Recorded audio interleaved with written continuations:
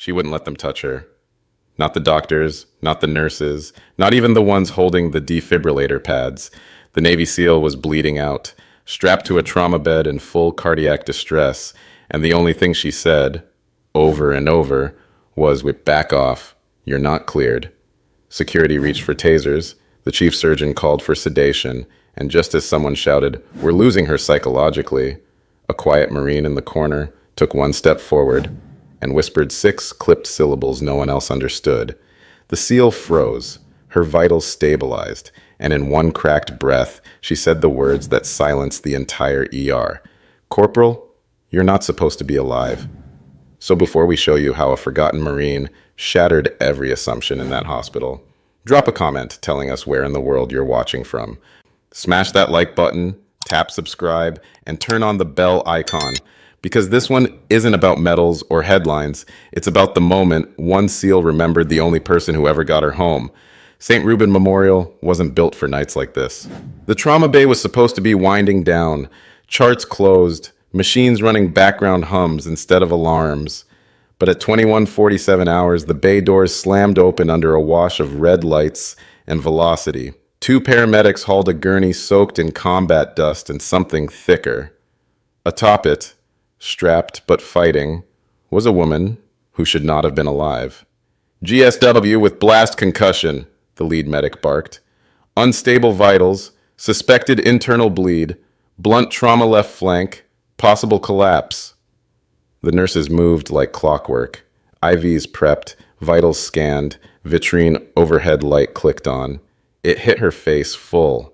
A woman's face. Sharp jaw, blood-slicked temple, grime-streaked skin around the eyes. A medic's gloved hand reached for her neck to secure the O2 line, and she snapped awake. Her voice was a low growl. "Don't touch me." The oxygen mask cracked sideways as she swiped it off. One knee came up, defensive. Wires popped free. ECG pads tore off with skin. Her breathing wasn't erratic. It was controlled, deliberate, tactical. "She's coming up fighting," someone muttered. Another. "PTSD flare. Get restraints now." A resident moved in with a dose of midazolam, syringe preloaded. That's when she kicked off the side rail of the bed. Not panicked, not flailing, but methodical. She tried to sit up even as her side leaked through the gauze, a red halo widening beneath her back. Her fingers twitched toward her hip, instinctively reaching for a sidearm that wasn't there. "Code red trauma," the attending snapped. "Call security. She's not stable." In the corner, someone had already pressed the alarm. 4 men in blue scrubs with zip-tie kits filed into the trauma bay's edge. They didn't speak, didn't ask questions. They just stared at the patient, half awake, half wrecked, fully dangerous. "Who the hell is she?" an intern whispered. "They said Navy, but I thought SEAL teams didn't come through here." "Check her patch," someone else said. No one needed to. The trident was scorched into the edge of her shredded sleeve. Half torn, half burned, fully unmistakable. "She's a SEAL," a nurse murmured. Or was. Another monitor screamed as her blood pressure dropped again. The attending leaned over. "Ma'am, you're in a hospital. We're trying to help." Her voice cut clean through. "What's the date? What's the time? Who called it in?" "Not important. It is to me." No one knew what that meant, but she did. Her fists were clenched, back arched slightly, head angled toward the hallway exit, like she was already mapping routes. From behind the crash cart, someone quietly said what others were thinking. "She's not panicking. She's doing what you do when you've been burned before." And in the shadow of all that noise, unnoticed near the exit, a young Marine corporal stood watching, uniform plain, no ribbons, clipboard half filled. His job? Liaison. He hadn't said a word, but his eyes never left her. And the way she glanced at the security team, he'd seen that look before, not in a hospital, in Fallujah. Corporal Lane Jack stood exactly where the intake officer had told him to, just inside the trauma bay doors, hands behind his back, clipboard tucked under one arm. He wasn't here to speak, just observe, sign papers, relay a name to base command once the dust settled. Except the dust hadn't settled. It had detonated the second they rolled her in. No one had looked at him twice. He was 22, clean-shaven, not tall enough to seem threatening, and not loud enough to draw attention. Just a boot, a placeholder, someone in utility greens without stripes or scars, a non-entity in a room full of med school resumes and command badges, and he played the part perfectly. "Corporal," one of the ER nurses said, not unkindly but dismissively, "you'll need to clear this area." "She's not in custody," Lane replied calmly. "Chain of command protocol says someone from the base stays through intake. That doesn't mean you stand in the surgical zone." Another nurse, this one older, snapped a pair of gloves on with force. "He's just here to babysit the manifest logs." "Boot duty," one of the interns said under his breath. Lane didn't argue. He took 2 steps back, standing flush against the wall beside a defibrillator cart, and resumed watching. The woman on the gurney, the SEAL, wasn't thrashing now. She was breathing like a diver, counting off seconds before surfacing. Her eyes followed everything, every hand, every voice, every movement near her flank. The ER team buzzed with quiet urgency. A trauma surgeon with a Harvard pin and way too much cologne began issuing orders like they were theater cues. "Sedation now. We don't have time for psychology. We need a line in, airway open, damage scanned." Lane saw it before anyone else. The SEAL's right hand twitch, not aimless, not a spasm. It was a reflex, like the start of a flinch before a weapon draw. He tilted his head slightly, watched her breathing, watched how she stared at the male nurse tying gauze near her hip like she was back in some other room, some other moment, some other failure. He didn't say a word. He just narrowed his eyes and filed the movement away. When the resident turned toward him again, motioning lazily with his pen, Lane didn't flinch. "You good, Marine?" the kid asked, sarcastic. Lane nodded once. "I'm not the one misreading the battlefield." The resident blinked. "Excuse me?"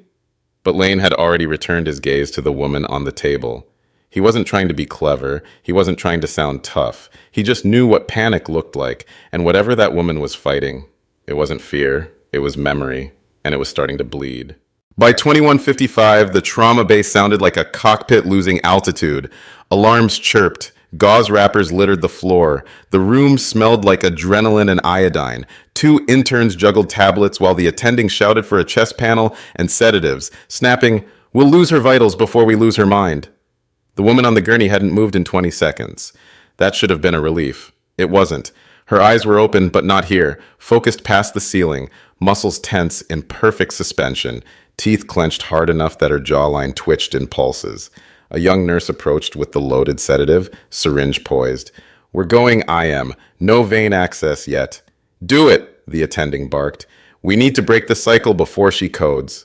The needle moved forward. That's when everything detonated. The SEAL's hand lashed out, knocking the nurse sideways. She surged upward, shoulder rolling, and launched the IV pole into the crash cart with a hollow metallic slam. A monitor toppled. Someone gasped. Someone else cursed. "She's combative," the resident closest to her shouted, jumping back. The SEAL's voice rang out, raw and jagged. "You restrain me again. I will treat it as detainment." Everyone froze. Lane didn't. His posture didn't change, but his spine went rigid. That phrasing wasn't random. That was language. Codified. Conditional. Taught. A second later, she muttered something else. Clipped, half slurred. A string of terms that sounded like radio jargon if you didn't know better. To Lane, it sounded like a fallback protocol. And then, like it had been rehearsed in another life, the young nurse trying to stabilize her said calmly, "No one's detaining you. You're safe. We're only here to help. If you can just stay calm, it'll be over soon."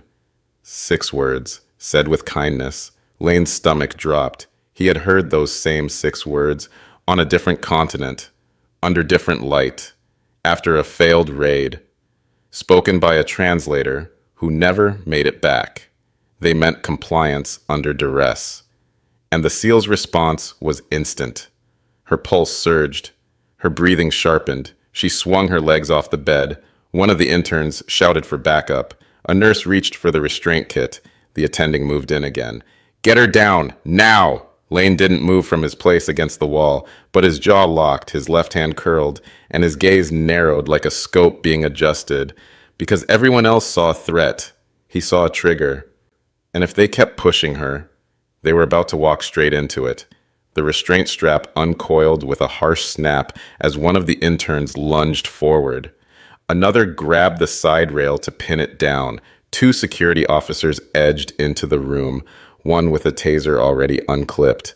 Lane stepped forward, not far, not fast, just one pace in from the wall, calm, silent, unnoticed until he spoke.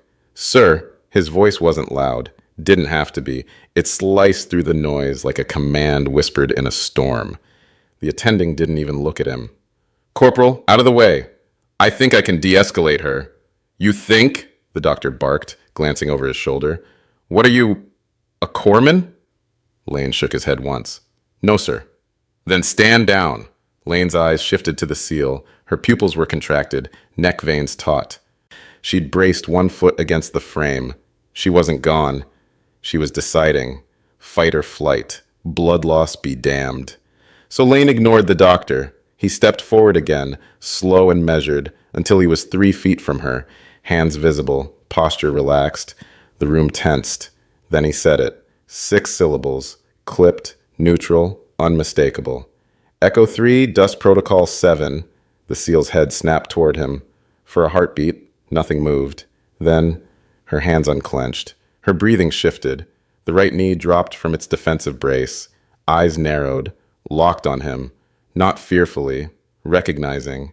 Lane didn't blink. The whole room seemed to suck inward, as if everyone present had forgotten how air worked. She spoke, voice hoarse but deadly clear. "Who told you that?" Lane didn't answer. Her gaze sharpened. "You're not supposed to know that." Someone near the crash cart murmured. "What the hell was that?" Lane turned his head slightly, eyes still on her, and said calmly, "Let her stay upright. Let her see the exits. Don't crowd her. She's unstable." The attending snapped. "No," Lane said. "She's surrounded." The silence that followed didn't feel peaceful. It felt surgical. The SEAL sat back slowly, legs dangling off the gurney edge, hands resting on her thighs. Her eyes stayed locked on Lane's, and just like that, the vitals monitor steadied. The room's tension didn't disappear. It pivoted. Security lowered their arms. The nurse paused with the restraint. The attending finally, begrudgingly stepped back. And for the first time since she was wheeled through those doors, the SEAL exhaled. The oxygen in the room didn't lighten. It just changed hands. The woman sitting on the gurney wasn't calm, not by any stretch, but she was anchored. Pulse rate no longer spiking, posture no longer volatile. Her gaze never wavered, not from the monitors, not from the exit, and not from Lane Jacks. The Marine hadn't moved since he gave the code. He stood near the foot of the bed, hands at his sides, not posturing, not explaining. "Who are you?" the attending finally asked, voice sharp, unsettled. Lane didn't answer. He didn't have to. The SEAL raised a trembling hand, motioned vaguely toward the hovering team. "If he leaves this room," she rasped, "you'll lose me again." The silence that followed wasn't shocked. It was administrative. Everyone looked at the attending, then at Lane, then back at her. The attending opened his mouth, closed it, gritted his teeth. "He's not credentialed. He's not a medic. He's not even trauma clearance." Her voice cut in, hoarse but steady. "He's mine." That stopped everything. Lane didn't flinch, didn't react. He just stepped forward half a pace, angled his body so she could see both the door and the attending at once. He said nothing, but his presence filled the space like armor. She adjusted her breathing. Short, shallow inhales synced to the heart monitor's rhythm. Lane murmured low, just to her. "Focus on 6 counts in, 3 out. You know the cadence." Her lips twitched, almost a ghost of a smirk. "Didn't think you remembered that." "I don't forget what works." Across the room, the resident tapped her chart. Vitals stabilizing again, BP still low, but climbing. Security took a step back. One of them quietly reclipped his taser. The nurse, who had nearly been hit with the IV pole earlier, leaned in cautiously. "Ma'am, may I check your flank now?" The SEAL looked at Lane. He gave a nod, barely perceptible. She didn't speak, just shifted slightly on the gurney, allowing access without tensing. Permission, it seemed, now came through the Marine. The attending muttered something about chain of command and liability, but no one backed him. Even the chief nurse was watching Lane now, not like he was a problem, but like he was part of the solution. The Marine didn't claim authority. He didn't ask for permission. He just stood where she could see him, spoke only when needed, and held the room in place without force, because in that moment, they all knew. Control hadn't been taken, it had been transferred. The nurse's gloves were slick with blood within seconds. Still seeping, she said, but not arterial, probably lateral bleed. The attending leaned in, finally reclaiming some control. Prep for thoracic scan. We need to know if we're dealing with pulmonary contusion or something deeper. Lane didn't interrupt. He didn't need to. Yet. But he watched the way they angled her on the gurney, the way they kept trying to adjust her shoulder upward while leaving her left flank exposed. She winced, not from pain alone, but because her body was being forced into a position that made no tactical sense. Let's elevate her thorax, a resident suggested. Clear line to the lung, yeah? No, Lane said quietly. The doctor turned toward him, frowning.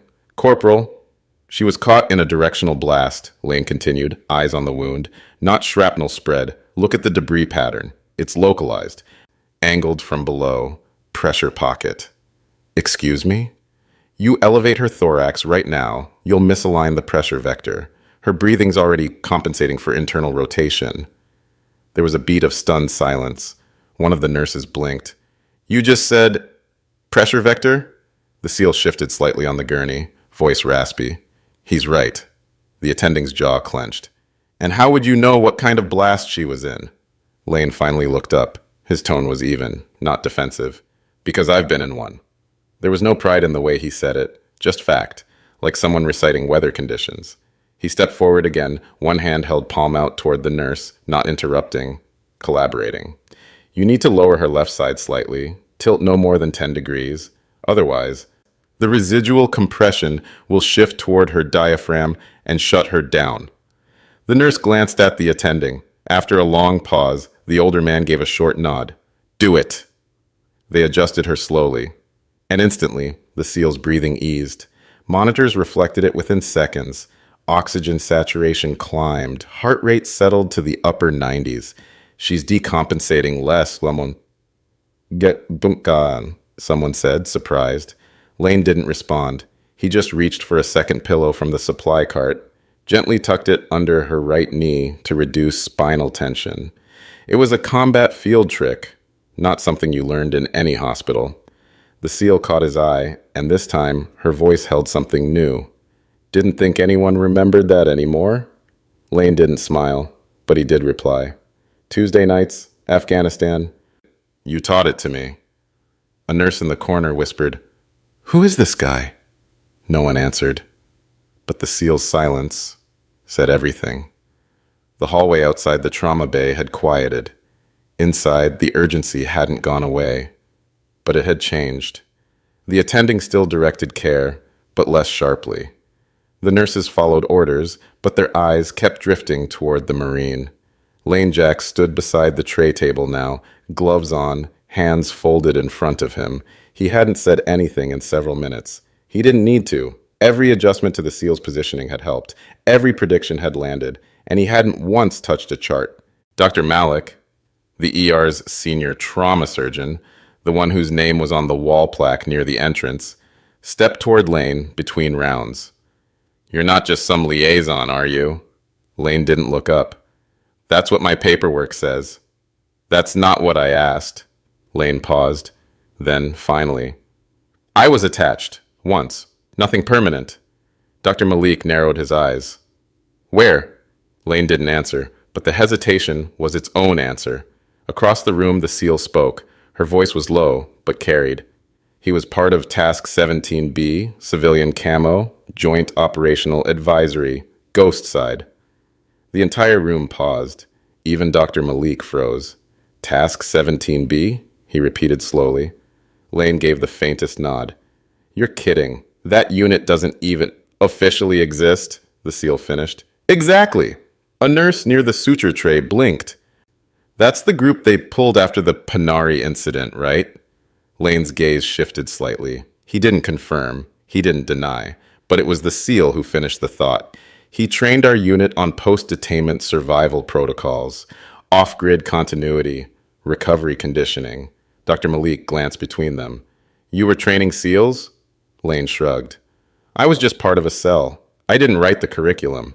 Yeah, the SEAL muttered. But you ran it better than anyone. Someone near the EKG whispered. That's why she responded to him.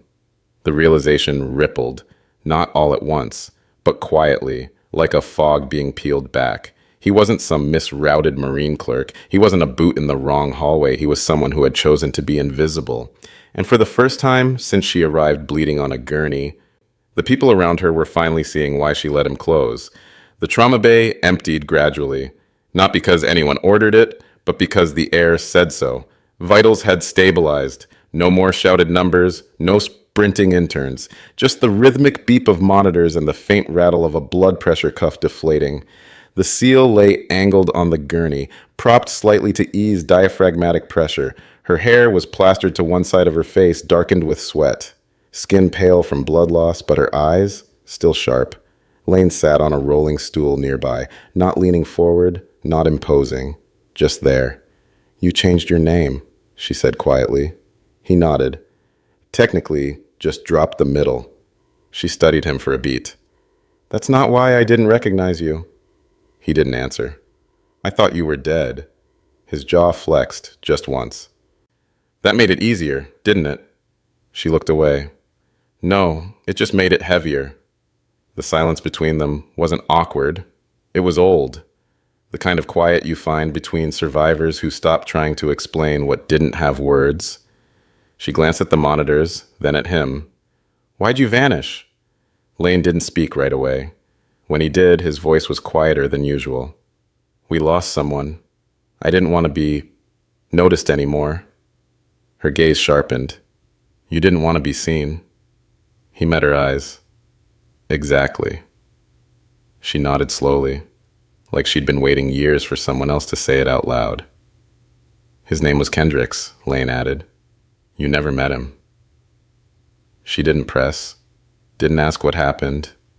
Some losses don't need explaining. You can hear them in how someone says a name. They told us, she said after a moment, that no one from your side made it out after Mosul. The fallback team was MIA. Comms never came back up. That, Lane murmured, was the point. Her brow furrowed. He looked down at his gloves. They built the whole op around deniability. Extraction was optional. We were told to disappear if compromised. She didn't reply, because she'd heard that phrasing before. She'd written it into her own will. I assumed you were KIA, she said quietly. Lane nodded. I assumed I'd stay that way. The monitor beside her ticked softly. Her eyelids fluttered just a little heavier now. Not from sedation, but from exhaustion, finally being allowed in. You never wanted to come back, did you? She asked. No, Lane said. I didn't. Her breath caught for a moment, then steadied again. Then why did you speak the code? He looked at her. Not the injuries, not the bandages, not the drip line, just her. Because you did first. It started with a sound Lane didn't like. Not the flatline kind, not alarms screaming, just a subtle shift. One beep too slow, one breath too shallow. He stood up before anyone else noticed. The SEAL's eyelids had started to flutter. Her nostrils flared once, her jaw tensed, like she was bracing for something she couldn't see. And her chest wasn't rising evenly anymore. Hey, Lane said softly, stepping closer. Stay with me. She didn't respond. A monitor beeped again. Not shrill, but wrong. A nurse re-entered, glanced at the vitals, and immediately called, We've got a dip. Oxygen saturation falling.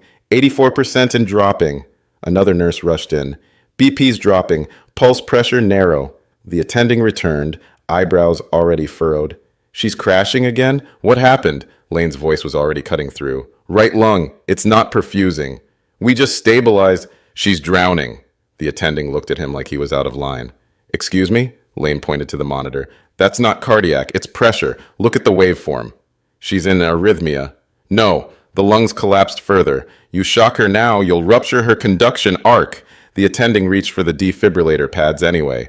Lane moved fast. He didn't shove him, just stepped in front, one hand raised. You do that. You kill her. There was a stunned silence. She needs decompression, Lane said. Now. You're not a surgeon, the doctor snapped. You're not even cleared for this floor. Lane didn't flinch. She's got tension pneumothorax, right side. Blast compression from earlier finally gave way, pressure shifting her mediastinum. If you wait for X-ray confirmation, she codes. Get out of my... She's not yours to lose. The voice didn't come from Lane. It came from the SEAL, half-conscious, barely audible, but it hit like a rifle shot. The attending blinked, then nodded once to the trauma nurse. Get a decompression kit. High clavicle, second intercostal. The nurse hesitated. Sir, do we... Give it to the Marine. A second passed. Then the kit was in Lane's hand. He didn't hesitate, didn't second guess. He tore the package open at gloved hands precise, gaze locked on the landmark between the ribs. Alcohol swab, needle up, angle clean. He slid the needle in like he'd done it in a ditch, under fire, with no light but muzzle flashes. A hiss of air escaped. The SEAL exhaled hard. Her chest rose more evenly. Monitors ticked upward. The line steadied. O2 climbed. BP returned to combat normal. No one spoke. Then someone whispered, he just decompressed a SEAL in the middle of our ER. Lane stood over the gurney, breathing slow and controlled. His gloves were steady. The SEAL blinked at him, chest heaving, eyes shining. You never stopped training. Lane looked down. No, he said. Just stop talking about it. The hallway outside the trauma bay was quiet again. But this time, it wasn't tension holding it. It was reverence. Inside, the SEAL was stable. IFU fluids leveled, oxygen flowing. She was sleeping now. Not passed out, not unconscious, just resting like she finally believed she could. Lane stood beside her bed, arms folded, gloves off. He didn't look proud. He didn't even look present. He looked like someone waiting for a shadow to pass. The door opened without warning. A man in a regulation blue windbreaker stepped in, clean-shaven, clipboard, badge, watch, government without announcing which branch. He nodded once toward the SEAL, then turned to Lane. Corporal Lane Jacks? Lane didn't answer. The man continued anyway. Your name pinged a few liaisons when that decompression order was logged. Cross-referenced it against historical advisory rosters. Lane's jaw ticked. I'm not attached to any roster. You were? Joint Task Advisory Cell, 17B, Ghost Side, Echo Support, Mosul Forward. Lane didn't reply. The man lowered his voice. You weren't supposed to still be active. I'm not. Then how the hell did you just stabilize a SEAL with no imaging, no prep, and no crash cert? Lane looked at him. Finally. Because I knew what kind of wound it was, and I remembered who she was. The man didn't smile. He just nodded. We won't make this political. You won't be in any write-up. But Command asked me to say something. Off record. Lane waited. She never would have made it through that door if you hadn't spoken. And you never would have spoken if you weren't still wired in. Lane's throat worked. Anything else? He asked.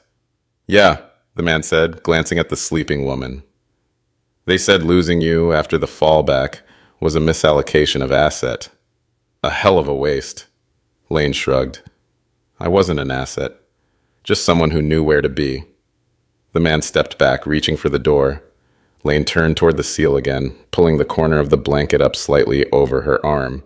You staying until she's clear? The liaison asked. Lane didn't look back. I'm staying, he said. I'm not letting her wake up alone.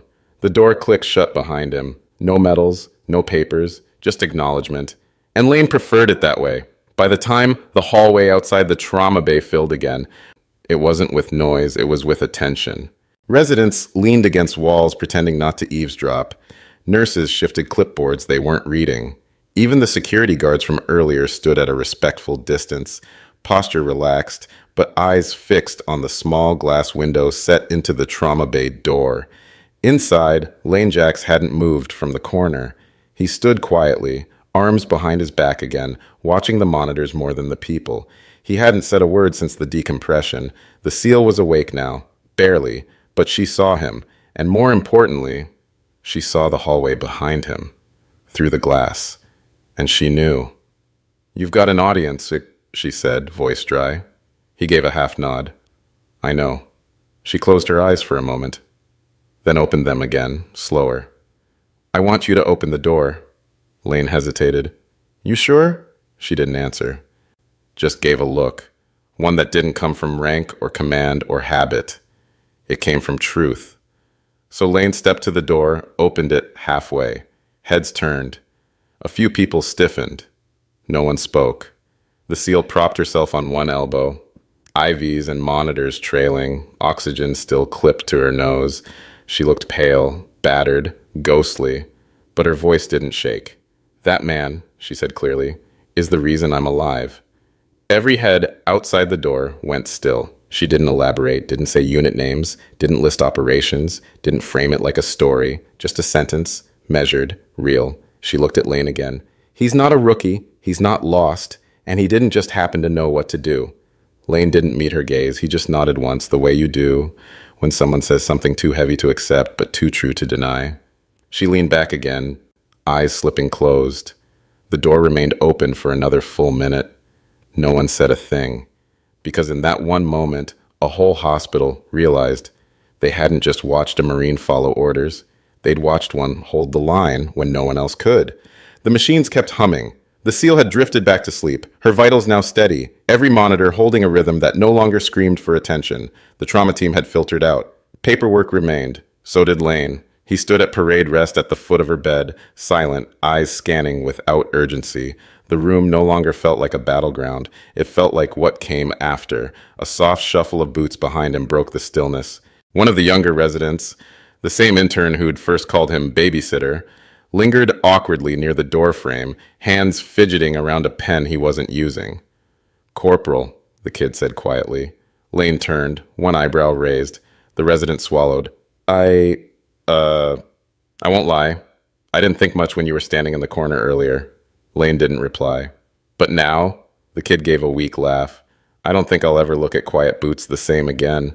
Lane gave a half smile. "Nothing more." Then, "You're not supposed to." The intern blinked. "Why not?" Lane's eyes drifted back to the sleeping woman on the bed. "That's how we survive." The resident nodded slowly, as if the weight of that truth took a second to settle. He stepped out quietly, leaving Lane alone again. The Marine reached up and pulled the privacy curtain halfway across, not to hide her, just to shield the light. Then he gathered the loose chart from the counter, clipped it shut without reading it, and set it on the table by her head. One last look. Then he turned, walked out of the room without a sound, and let the door close behind him. He left the same way he arrived. No rank, no salute, no ceremony. Just a man in a plain uniform who'd been seen. Would you have recognized the signs like Corporal Lane did? Do you think elite units should keep their secret codes, even in medical emergencies? And what would you have done if no one else believed she was worth saving? Drop your answers in the comments. I read every single one. If this story had you holding your breath, smash that like button, hit subscribe, and tap the bell so you never miss a new Legacy Valor story. Then share this video with someone who still believes quiet doesn't mean powerless. And since the end screen should be up by now, go binge our other stories next. I'll see you tomorrow, same time, new story, right here.